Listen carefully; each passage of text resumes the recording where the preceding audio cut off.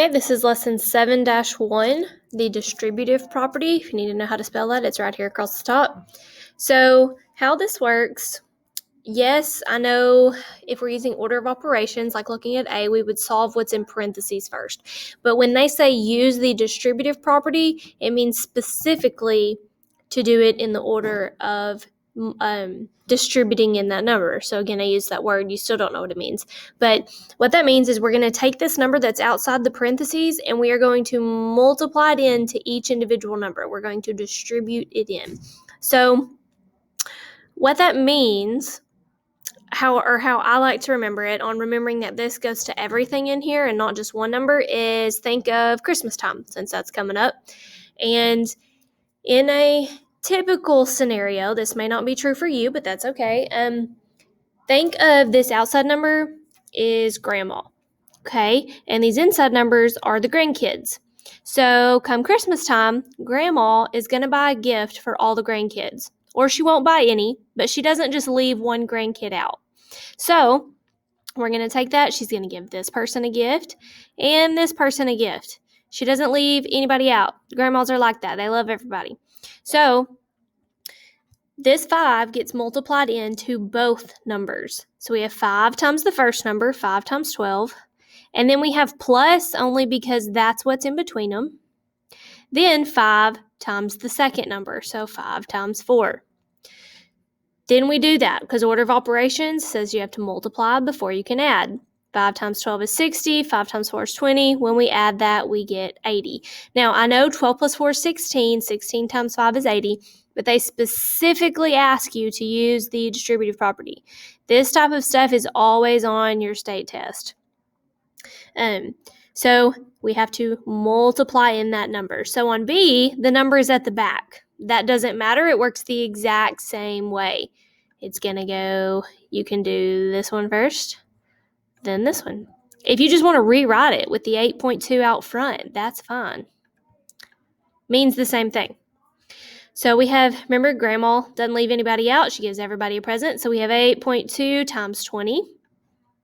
We have a minus between them just because that's what's in the original problem. Okay, then 8.2 times 3.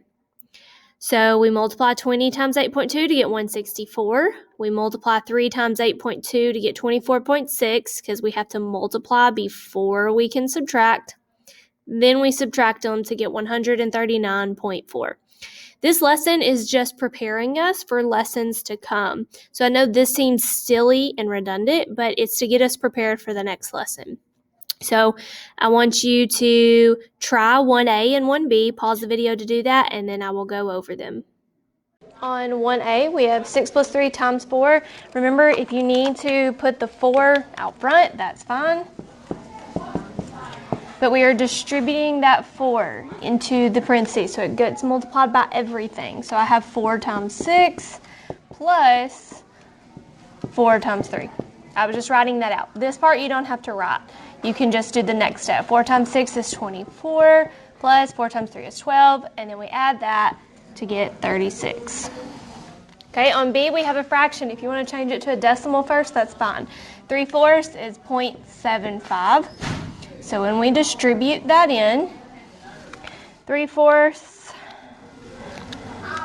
times 9 is 6.75 minus 3/4 times 2, which is 1.5.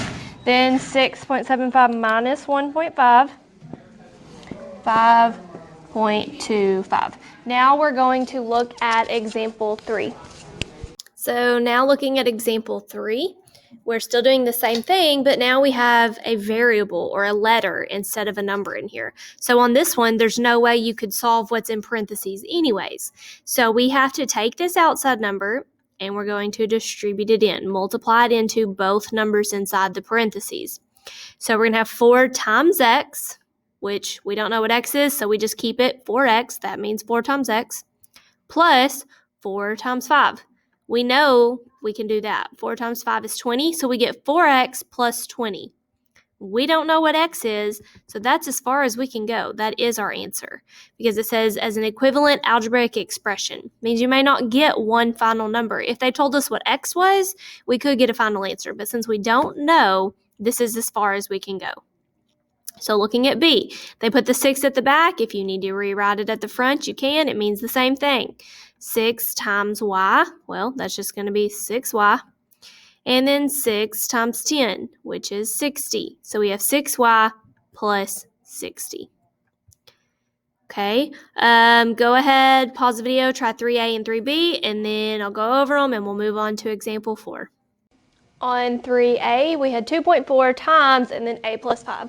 So when we distribute that 2.4, this is starting to be an example of why we have to do distributive property, because we can't solve a plus 5. But to simplify this further, I can distribute that 2.4 in there. 2.4 times a, we just leave it 2.4a, which means 2.4 times a. I have a plus sign between them. And then 2.4 times 5. That comes out to exactly 12. Now, this one is times a, this one is not. So that's as far as we can go. We cannot add or subtract them. On 3b, the 3 is just at the back. Same thing. You can write it at the front if you need to. But you still distribute it to the front number first. Remember, Grandma gives everybody a gift at Christmas time. So we have 3 times b, which is 3b, plus 3 times 6, which is 18. This one's times b, this one is not. So that's as far as we can go. Okay, example 4, we're still doing the same thing. We're writing it as an equivalent algebraic expression using the distributive property. Now we have subtraction problems. So again, come Christmas time, Grandma gives everybody a gift. So we have 3 times m. And they showed that it means plus and negative, but all that means is just 3 times 4 with a minus between them. So I don't want you to get confused. I would say minus 3 times 4. Or they're saying you could just take that minus and it means that's a negative 4. So there would be a plus out front of that. It means the same thing. Plus and negative is the same thing as minus. So we could have 3m plus 3 times negative 4. Or you could have 3m minus, and in parentheses, 3 times 4.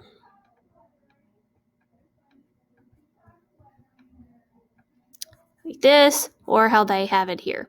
So 3 times m is 3m plus, and then 3 times negative 4 is negative 12. So when we have plus negative 12, that's just minus 12. So it is 3m minus 12. Okay, the next one, we have negative 9.5 times n minus 7. So, negative 9.5 times n, I'm going to go ahead and just do it with a minus. So, negative 9.5 times n, so that's a negative 9.5 n. Then I'm going to say minus because that's what's between them.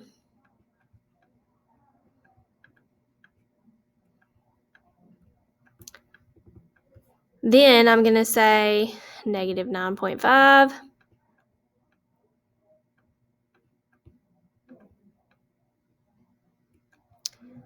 times 7, because I already said the minus out here. Sorry, that 7 looks funny. Okay, so 9.5 times 7, or this is negative 66.5, and then I have minus out front. So I have negative 9.5n minus negative 66.5. Well, we know minus a negative, a double negative, cancels and makes a positive. So you can do it like this, or how they've done it here. They just said it's plus no matter what, and since there was a minus there, that is just a negative 7. Either way, it'll get you the same answer. So our final answer is negative 9.5n plus 66.5. So I want you to try, for sake of time, let's not worry about 4a. I won't make you do the fraction one, although it actually works out to be pretty easy. I'm still going to do 4a with you, but you just have to do 4b. Pause the video and then I'll go over it with you. On 4a, that's where we start getting into minus or negatives. So we've got to distribute this 2/3. 2/3 is a repeating decimal, so keep it a fraction. This one actually worked out really nicely with this fraction. So 2/3 times D is just, I put 2 over D, sorry, 2/3 D minus, then I have 2/3 times 3. So when we have times a whole number, you can write a whole number as a fraction by putting it over 1. So that is 6 over 3. 6 divided by 3 is 2, which means your 3's just canceled. That's as far as we can go. So it was actually a lot easier to just keep it a fraction. On 4B, we have a -7 out front. So I have -7 times E, so -7E, minus, and then I have -7 times 4, which is -28. So I had a minus and a negative. When you have two negatives, or a minus and a negative, they cancel and become positive. So it's -7E plus 28. The way that they explain it through the lesson or the book, I'll do it their way too. Whichever one works for you, do it that. This is how I like to do it. What they explain is change this to a plus